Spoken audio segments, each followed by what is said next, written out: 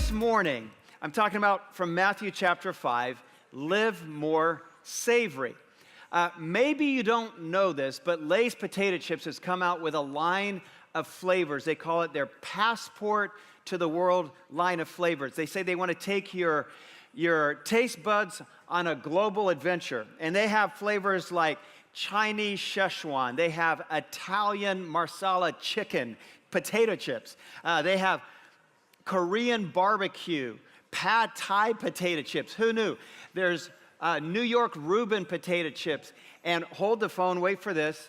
There's Southern biscuits and gravy potato chips. All right, they have all of those.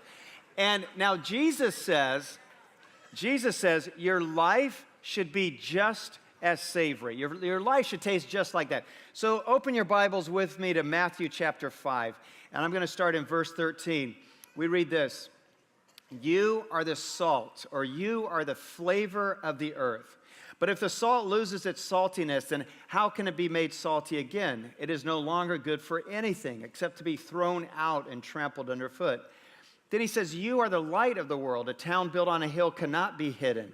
Neither do people light a lamp and put it under a bowl. Instead, they put it on a stand, and it gives light to everyone in the house. In the same way, let your light shine before others, that they may see your good deeds and glorify your Father in heaven.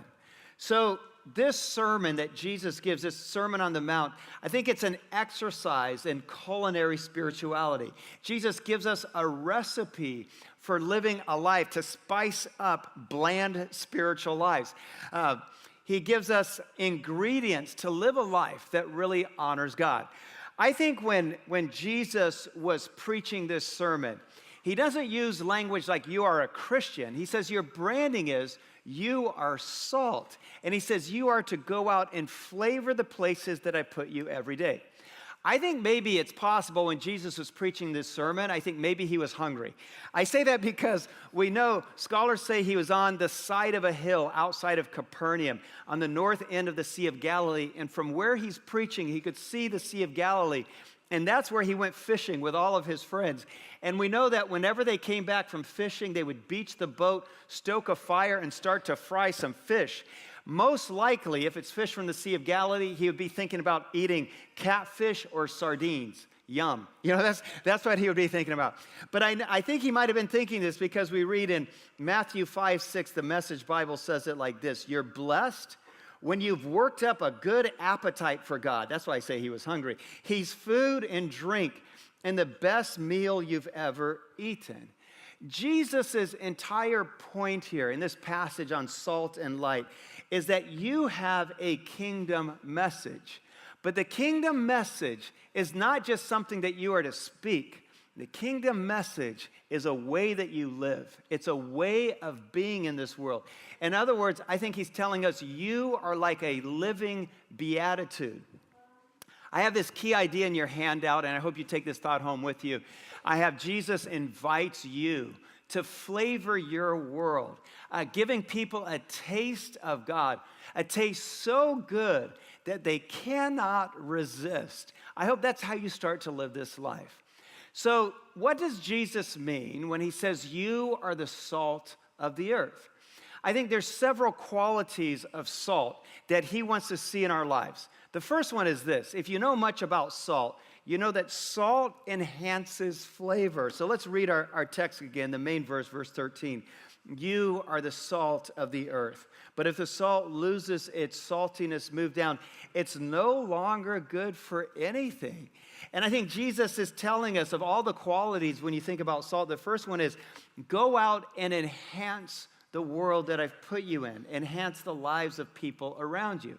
I said salt is an enhancer. It intensifies flavor. It makes food taste better, doesn't it? Even sweet food, even food like these crepes in the recipe, they're salt. For example, you can eat caramel ice cream, but sea salt caramel ice cream is better. You can have a caramel cupcake, but sea salt caramel cupcakes are even better. You can have taffy. Taffy's okay, but saltwater taffy is the best because it enhances the flavor. Jesus' point here in this message, I believe, is live a life so good so compelling, so savory, that when people see your life, they want some of it. They want to be part of it. I think what Jesus wants us to get in this passage is that your life is the best means for people to see God. Over my lifetime, I've seen Christians use a lot of different means of trying to tell people about God and Jesus Christ. I went to college in the 80s in Los Angeles, for example, and on the weekends we'd go down to Westwood, which is where UCLA is, just to hang out. And in Westwood, there practically every Friday night or Saturday night in Westwood, there was a preacher on a street corner with a bullhorn yelling at people, always saying, "You're going to burn in hell. Repent, you're burning in hell." And, I don't know. That scared me. It scared a lot of people. There's nothing wrong with that. I just don't know if it's the best way to tell people about God. There were other people in Westwood that would stand on street corners handing out tracts. We handed out a lot of tracts in the 80s and the 70s. There's nothing wrong with tracts, but maybe your life is a better way than tracts. Also, when I was at Biola on 1 week, my sophomore year, my identical twin brother, leaves town, goes to visit a girlfriend in Iowa, and he says, "I need you to go to my classes." And I was like, "You owe me a lot of Nagel's tacos." And so, as his identical twin, I showed up in his classes that week, and he had a Wednesday night class. I get there. First of all, it's a 3-hour class, and then the professor gets up and starts to talk about the class. I don't know what class I'm in. It's personal evangelism. And he says, all semester we've been studying evangelism and learning how to do it. Tonight is your practicum. Tonight, you're going to go out into La Mirada and tell people about Jesus Christ door to door. And I was like, what am I doing? What am I? And so I go in groups of 3, and I'm knocking on people's door. They answer, I go, "Hello, my name is Paul Chinchen, and I'm a liar, but can I tell you about Jesus Christ?" It's like it was the worst night ever, deceiving people and telling them about Jesus. And, going door to door, maybe you've done it. It's really hard.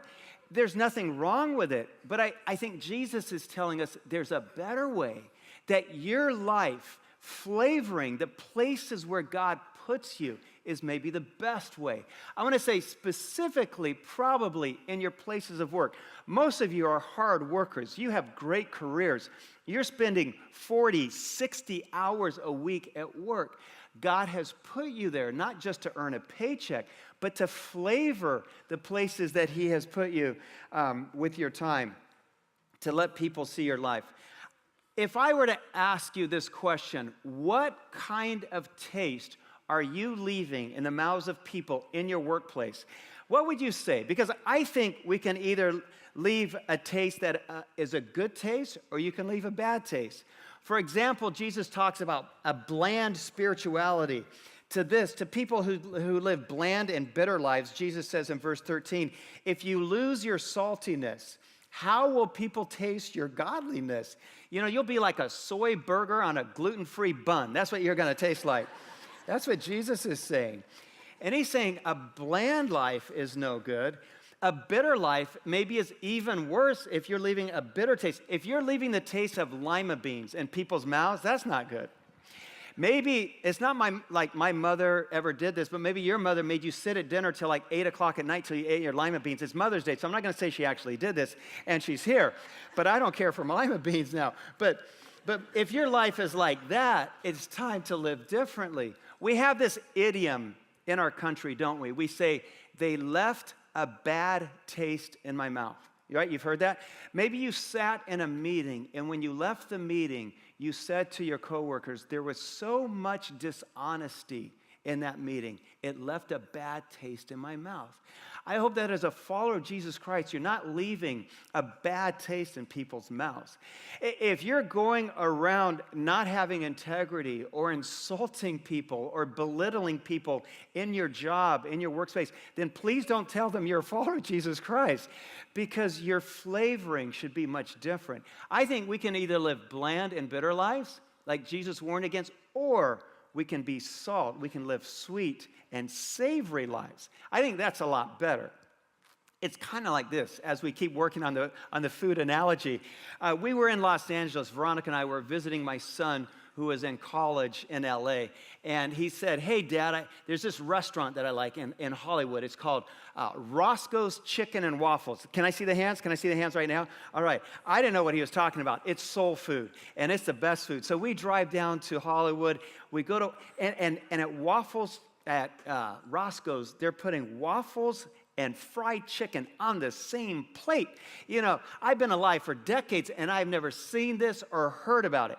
And we had collard greens. So I started looking into this, and what I discovered is that jazz musicians back in the 1930s, in cities like St. Louis, Memphis, New Orleans, they would play their set till like 2 or 3 in the morning.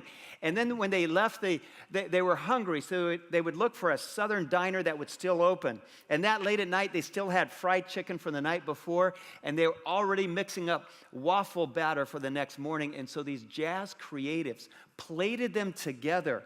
I'm sure they were violating some kind of culinary law, but it was delicious. And so you end up with places like Roscoe's Chicken and Waffles. I think Jesus' point is, live a life that tastes like chicken and waffles. Live a life so sweet that when people get to know you, that they see me. Here's what he says, verse 13. Let me tell you why you are here. You are here to be salt seasoning that brings out the God flavors of this earth. That's how the Message Bible reads. I love it. You've got to write those words down. Let me tell you why you're here, to bring out the salt seasoning and the God flavors. And so my question to you, is your life so savory, so good, so irresistibly good, that when people see you, when people see how you do your work with excellence and integrity, they go, man, I want what Alice has in her life. I want what Bob has in his life. I want some of that. It's a lot like order envy. You ever been there? You ever go to a restaurant with friends and you misorder, you make a big giant mistake, and all you want is what everyone else is eating? That actually happened because of Roscoe's. So we came back from LA, and I'm telling my friends about chicken and waffles together. I didn't know you could do this. And they said, well, Palmer, we all know, Phoenix natives know downtown Phoenix, there's Lolo's Chicken and Waffles. You need to go there. I was like, what? And so didn't make it to downtown, but then soon after that, one opened in Gilbert. So I said, load up, kids, get in the car, we're going. And so we drive down to Lolo's Chicken and Waffles, and we sit down. It's my son's birthday, and we're all ordering chicken and waffles, but then we have that one healthy person in our party. You know them, right? They're always ordering kale, something like that, unedible foods like kale. So this person in our party, she says, yeah, when the waiter comes, I'll take the cod. I'm like, wait, time out. Cod, it's chicken and what? She says, Palmer, I need to be healthy. I'm not going to mention names, by the way, but this person orders the cod. It's like if you go to Five Guys and you order a taco. You know, it's not going to work. And so they bring the food, and she gets the cod, and it just looks like cod. And then the rest of us are diving into chicken and waffles. So she's sitting there going, hey, can I have some of that now? And I'm like, stand down, Veronica. This is, stand down. You know, you need to live with your own bad life decisions, right? I mean, not having my chicken and waffles. But Jesus is trying to say, your life should be like that. That your life should be so irresistibly good that people crave and are begging for what you have because it's so good. I hope, and my challenge is, that's your life in your workplace, in your company, in your business, that you work with so much integrity, you have so much character that people go, man, I want what he has. I need what she has. That you compliment your coworkers so often behind their back, and you praise them that people go, man, I want what she has. Or people see that you do everything that you do with so much excellence. They go, I want what he has. I need what she has in my life. They see that you treat everyone with dignity and respect. Even people with the smallest accounts that generate hardly any commission for you, you still treat them with great character. And people go, I want what she has, what he has. Jesus says, live that kind of irresistible life, something so good.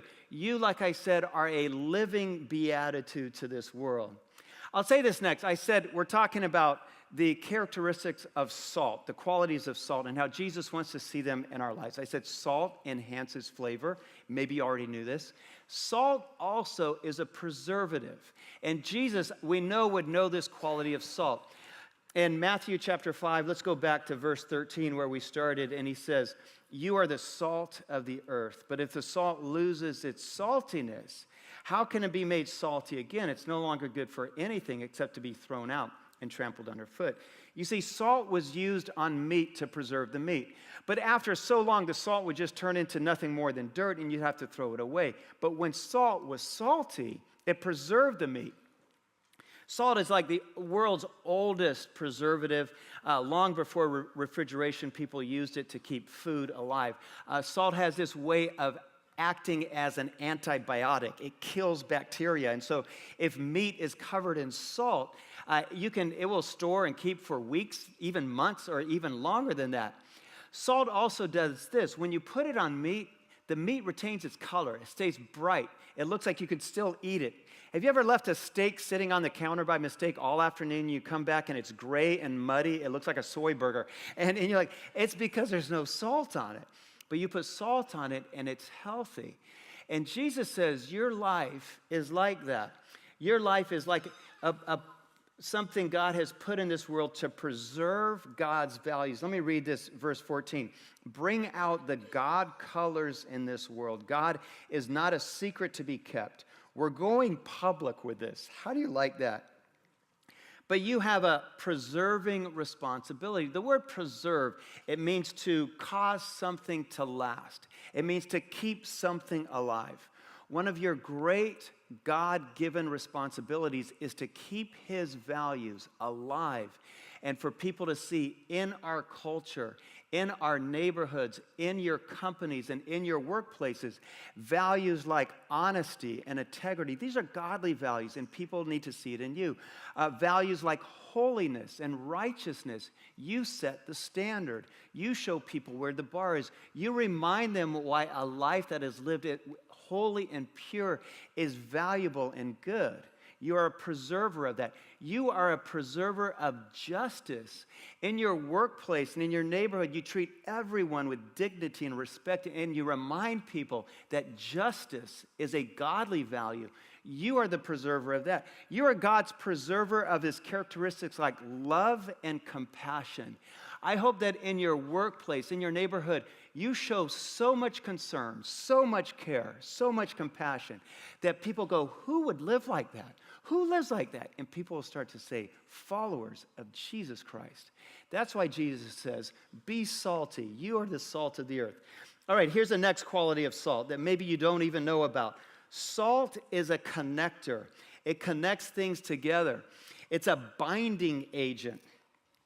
For example, every butcher who knows this, you don't know this, but when you make sausage, you put a lot of salt in it because it holds the sausage together. That's why if you eat like 4 or 5 sausages a day, you'll be dead in 2 weeks, because there's a lot of salt in sausage. But salt is a hardener. You've heard of rock salt, for example. But in Jesus' day, in first century Israel, they would take the salt and they would mix it wet and then put it on their dirt floors, and it would harden like ceramic tile, and that's how they finished their floors. They had salt floors. You could lick them clean. You could do that, actually. But I don't know about that. But in Ephesians, Paul talks about this connecting calling that we have as Christians. He says, make every effort to keep yourselves united in the Spirit, binding yourselves together with peace. Think about this. So I said that God calls us, Jesus wants us to be binding agents in our workplaces, in our communities, people of oneness, people who connect and bring people together.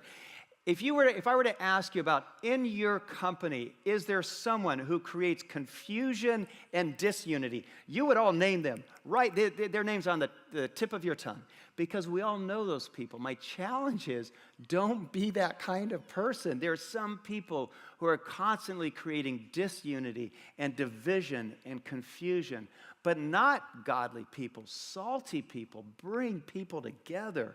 God's kind. When you salt the earth, you become a connector. I hope that among your coworkers, you're known as the best collaborator out there, that you team with everybody and anyone. And I hope that you're also known as a peacemaker. Rather than one who sows confusion, you bring people together. Maybe you know that there's two people in your office that just aren't getting along. They're constantly criticizing each other. God put you there to bring peace. And I hope you see that as one of your great God-given responsibilities, not only to connect people to each other, but when I talk about this connecting quality, you are also called to connect people to God.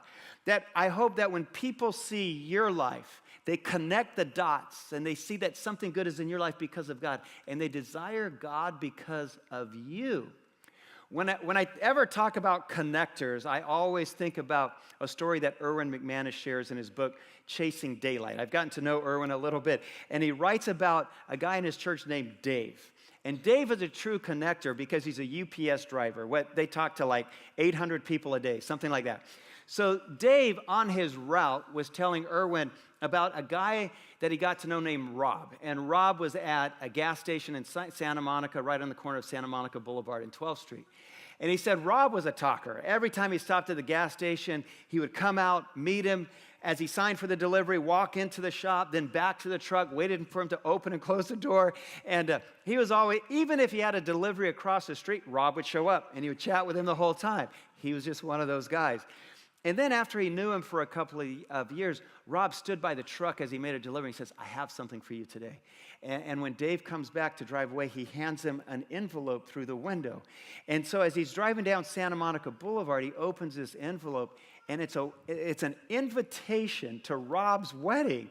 And he thinks, man, I barely know this guy. I just say hi to him and listen to him as he chats about nothing every day. But he's inviting me to his wedding. And so for the next month, every time Dave saw Rob, he's going, so you coming to the wedding? You coming to the wedding? Can you make it to the wedding? And Rob going, I'll let you know. I have to check my schedule. And he kept putting him off. Finally, the week before the wedding, he decided, I'm going to tell him I can't come. He had 5 different reasons. But then Rob came up all excited. So Dave, can you make it to the wedding? And he's closing the door and he goes, yes, I'm planning to be there. He's like, why did I say that? My Saturday shot. So Dave goes to the wedding, and they said, bride side or groom side? He says, well, groom side. I know the groom. So they seat him on the groom side. And for the next 20 minutes, the bride side fills up like over 100 people. He's the only one on the groom side.